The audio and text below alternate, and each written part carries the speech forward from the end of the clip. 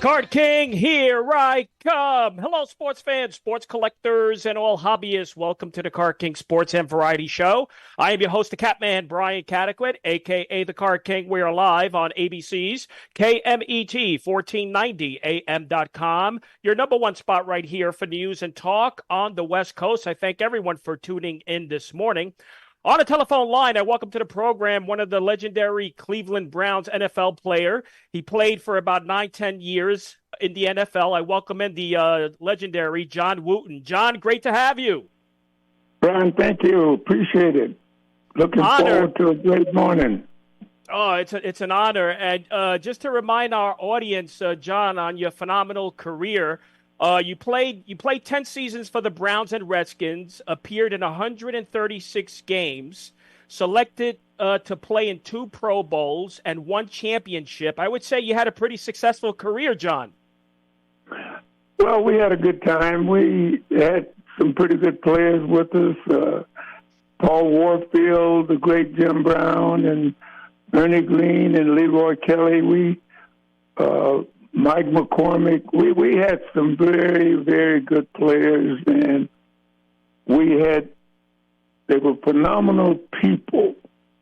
We had some real outstanding people, Lou Groza and Mike McCormick, Bernie Parrish, just some people that came from out of the different parts of the country and made us a good football team. Should have won at least 3 championships, but we got a little crossways at times and didn't get it done.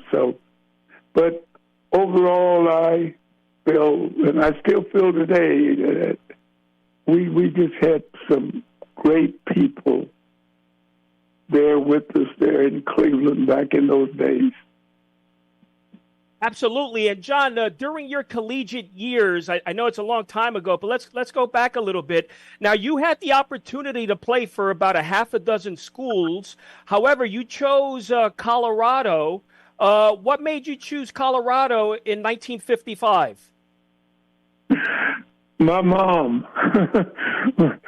My mother, I'm the youngest of 6, coming from a single family, single parent house. And of course, my mom, if you saw the movie Help, that's what my mom was. And she fell in love with Coach Hugh Davison, who was recruiting me from Colorado.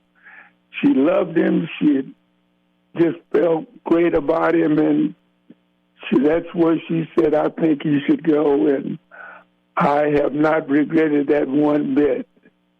I used to tease with her that I had a chance to go to Dartmouth, and she wanted to know where was Dartmouth. And I showed her on the map, and she said, John, that's a long way from home. And that told me right there that she wanted me to go near, so that's what I did. I'm a mama's boy, Brian. I don't try to pretend I'm not. and now you made history in the program's history, the collegiate program's history. You made now you were, tell me if I'm correct, you were the second African American player in program's history, right? Frank Clark was the first one. Yeah, right, exactly right. Yes. Uh-huh. Mm-hmm. So now let's go back. I know it's a while ago, but let's go back. When you first got to the school, how were you treated? How did your teammates accept you? Excellent. Freshmen weren't eligible back then, and Boyd Dollar was our quarterback, who ended up being a wide receiver at Green Bay. Eddie Dove and Bob Stransky and my roommate, Bob Solano, he's deceased now, but we just really had a coming together that was unbelievable for guys coming from different parts of the country. Bob Stransky came out of the Dakotas, and Solano came out of Pueblo, Colorado, and Boyd Dollar came out of Cheyenne, Wyoming, but we just came together as a group of guys, and we were able to win the 57 Orange Bowl there against Clemson in Miami, and that in itself was a story because Clemson had sent a letter to the University of Colorado saying that the state law of South Carolina did not allow them to play against teams that had colored on their team. And I remember Dean Carlson, our athletic director, and Coach Dale Ward taking an open position that if we couldn't come to play in the Orange Bowl, Frank Clark and I, then they would stay at home. Colorado would stay at home. And, of course, we went ahead and played them down there. And just, you can imagine what Florida was like, Miami in 1957. Unbelievable. They didn't want us to stay in the hotels. They wanted to put me and Frank in some hotel out of the way. And again, Dean Carlson and Coach Dale Ward said, hey, all of our guys are going to stay together or we're not coming. And more important than anything, they said, Frank Clark is a wide receiver. He will room with the receivers. And John and Bob Salerno are our offensive defensive linemen. They will room together. It was unbelievable what we had to go through. And they didn't want us to stay on the beach. You know, Miami Beach. They wanted us to stay. It was horrible, but our people stayed strong. And, of course, Frank Clark ended up making the big play in the game that caused us to win the game. And, of course, Clemson tried the onside kick there late in the game when they had pulled up close to us. And when they onside kicked it, I ended up getting the onside kick to close the game out. So that's why I say I've been blessed. And, you know, I can remember as a scout for the Cowboys going into Clemson, and Frank Howard was the coach at Clemson at the time that we played him in 57. He was still there at Clemson. And I walked in and I signed in as John Wooten with the Dallas Cowboys. And he said, "No, you're not with the Cowboys. You're with that team up in Colorado that beat me in 57 in the Orange Bowl." And I said, "Coach, you kicked it to the wrong guy." You know, so. But anyway, that's the way my life has been. I've been very, very thankful for what I've been around, the people that stood for what is right, and it helped me to be a better person because of it. We're talking with the legendary Cleveland Browns former football player, John Wooten, who's on the telephone line this morning. And, John, you're right. You stayed strong. You proved your work ethics on the field. I mean, for me, I believe you were destined. You made the right choice choosing Colorado, 56, 57, 58. You played at your elite level. I mean, as a junior, you were named first team All Big Seven. As a senior, you were selected as a preseason All-American, and you earned first team All-America honors. And, you know, you really proved your mark on the field. I'm guessing, so the Browns saw your action on the field, and they went ahead and wanted you.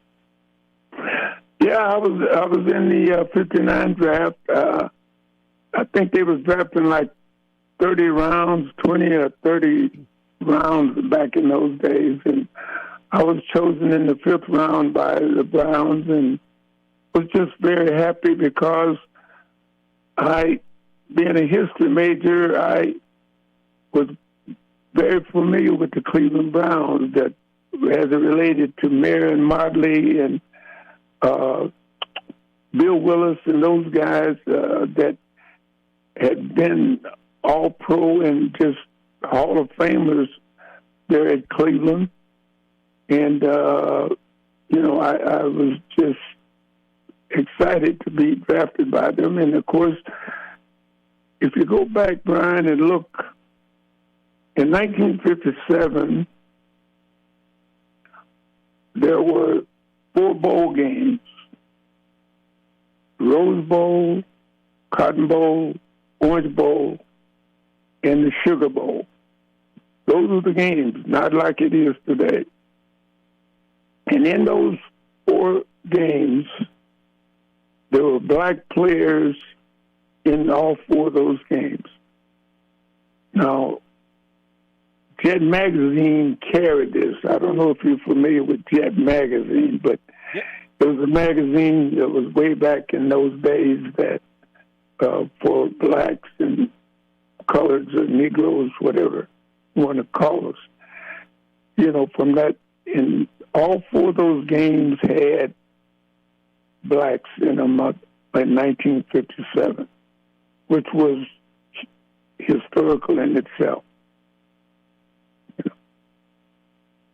Unbelievable. So John, so when you first get to the Cleveland Browns, you're joining a team that had the great Jimmy Brown.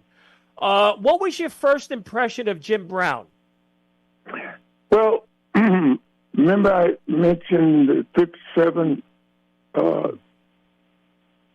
bowl games? Jim was in that Jet magazine because he had scored all 27 of Syracuse points in that game here at the Cotton Bowl. I think they played TCU, I think it was. Don't hold me to that, but they lost the game 28-27. But Jim had scored all 27 points. And the thing that probably made all of this even more so was Jim. There were about 7 or 8 of us black rookies, all in the same room there in the dormitory there at Hiram College in Ohio. Every single morning when you woke up, Jim was sitting in that room, and he would go over what the day was going to be like, to practice, even to what eating in the dorm. Don't overload your plates and act as if you haven't had your food before.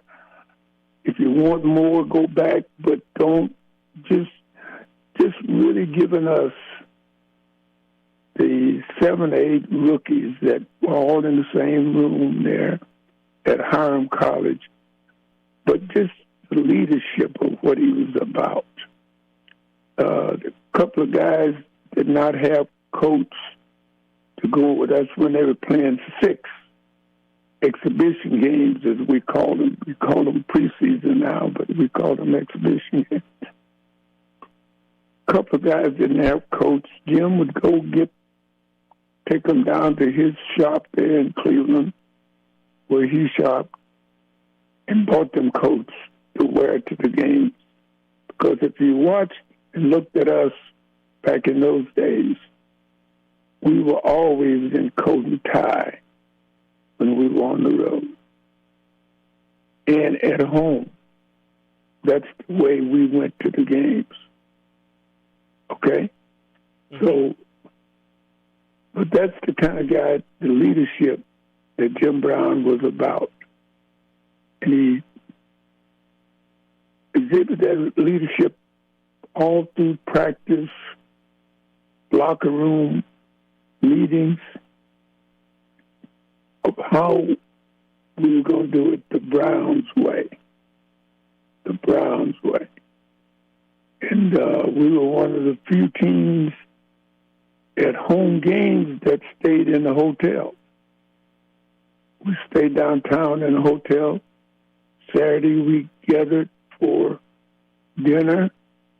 After dinner, we'd all go to a movie together there downtown Cleveland and come back to the hotel. That's the way Cleveland Browns and we were as a team. We were a little different.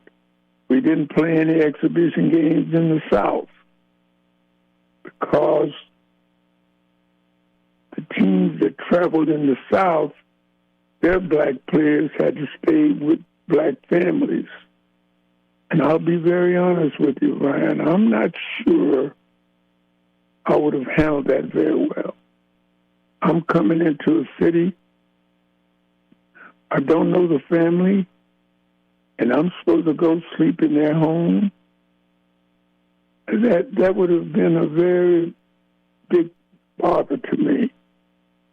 And but fortunate that even when Dallas came into the league, there was only one hotel that black and white could stay in here in Dallas, and it was the Ramada Inn out by Love Field.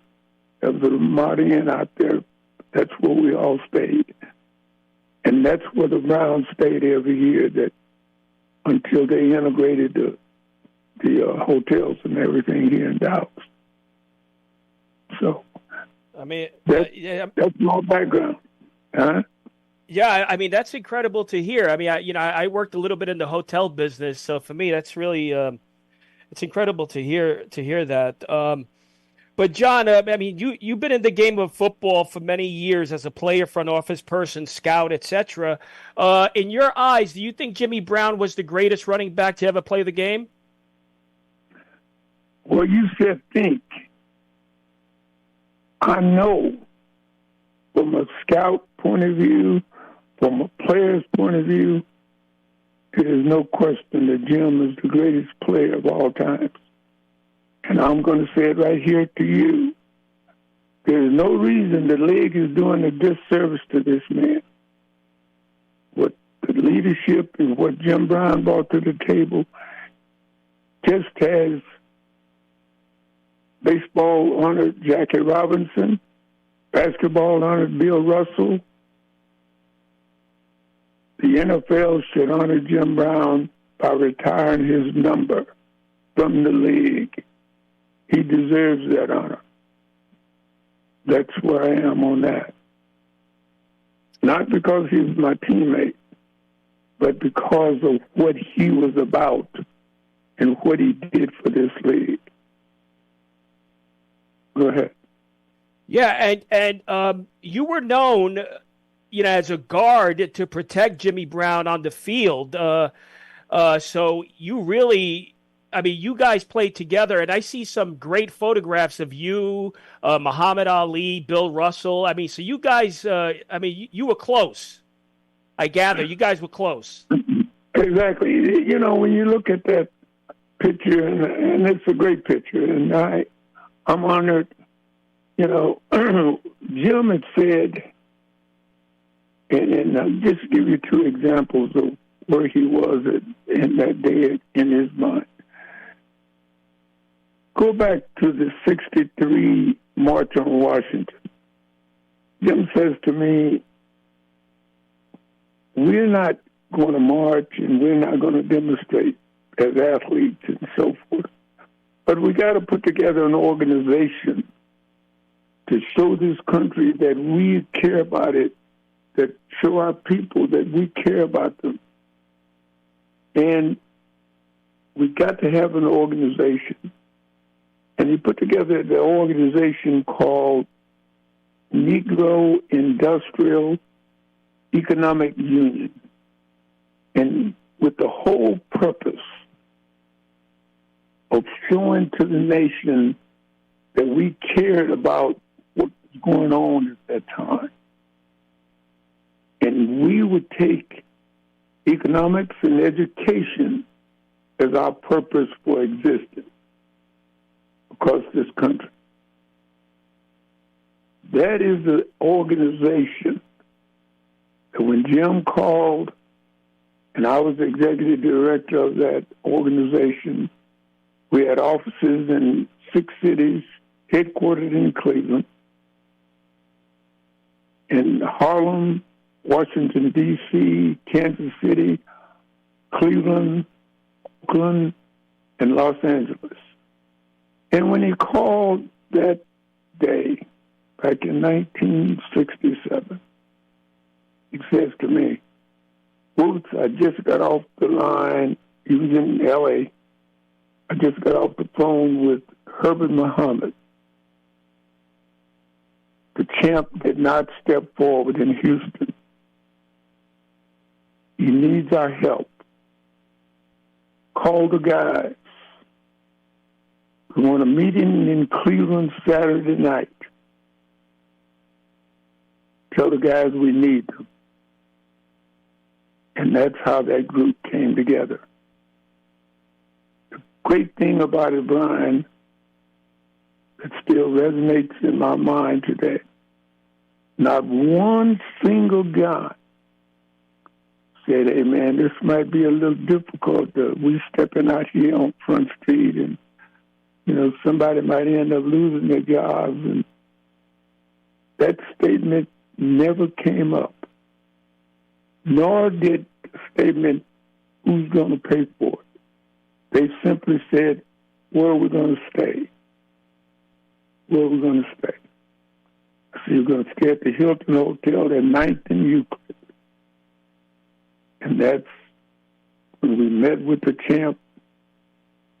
Over and over, he said openly, "I do not want to be with an organization that kills people. If I have to go to jail, I'll go to jail." Because they had taken away his championship and his passport. Wow. And they had blamed him a draft dodger, which was a federal offense at that time if you didn't go to the service and was drafted. And John, I have about 3-4 minutes left, but since we're on this topic, I don't want to get into anything political. But what's your opinion on the climate of our country today? Just your thoughts on the climate of our country today.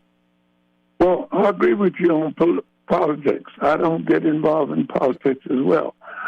My whole feeling is this. This is a great country.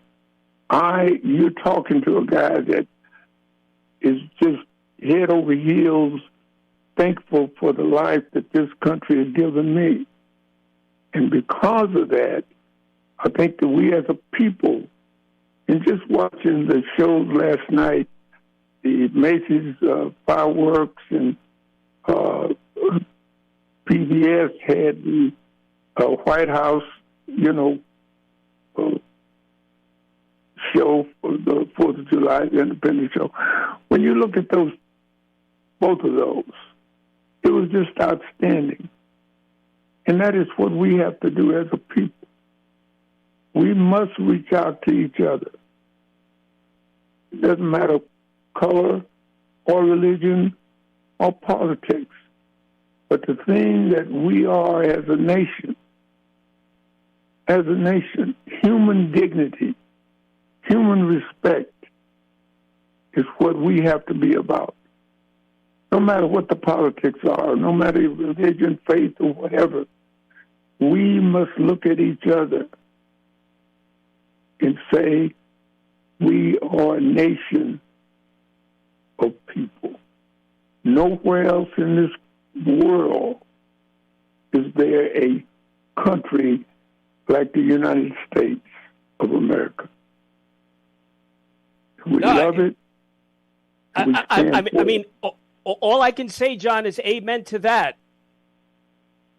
Okay. And, I have a couple of minutes left. I wanted to get into your first Super Bowl appearance, your experience. Quickly, how did you take that in, your first Super Bowl appearance? Well, we had been in with Cleveland. We had won the championship in '64 and lost to Green Bay in '65. And then I was an agent, and then we had the chance with Tex Ram inviting me to come visit with them here in Dallas, which is what brought me to Dallas. I'm a Texan by birth. But we came here, and the first, quote, Super Bowl was Super Bowl, 12, I guess it was. Yep. Against Denver. And it is nothing like it. There's nothing like it in the world. You know, when you are in the Super Bowl, your team is in the Super Bowl, you are at the top of the list. Everywhere you go, you got police escort and everything, and it is just the Super Bowl is no question the greatest sport event in our country, and that's why it's so special. And I've been blessed to have been in the Super Bowl with Dallas, with Baltimore, and of course winning the championship there in Cleveland. So that's, I can truthfully say I'm blessed. Yeah, and I have like 30 seconds left. I hope, I wish you could come back, maybe do a part 2 in the near future. I'd love to have you back. We didn't even talk about your Pro Bowl appearances. Super Bowl, what? It was 35 was the next one that you appeared in? Yes. But, So, as I said, we've been blessed, and we'll keep you posted. We're going to be doing some things here in terms of showcasing why we need to come together. I'm not talking about politics at all. I'm just talking about us as a nation, us as people. I mean, we got the Constitution, the Declaration of Independence. Look at what we've done. When I say we, talking about our country. And that's why it is so meaningful that we got to participate and do the things that we should do as citizens to show the world that we are United States of America. John, great job. I really appreciate your time this morning. The great football player, former Cleveland Brown, John Wooten. Until next week, happy collecting to all. Thank you, Brian.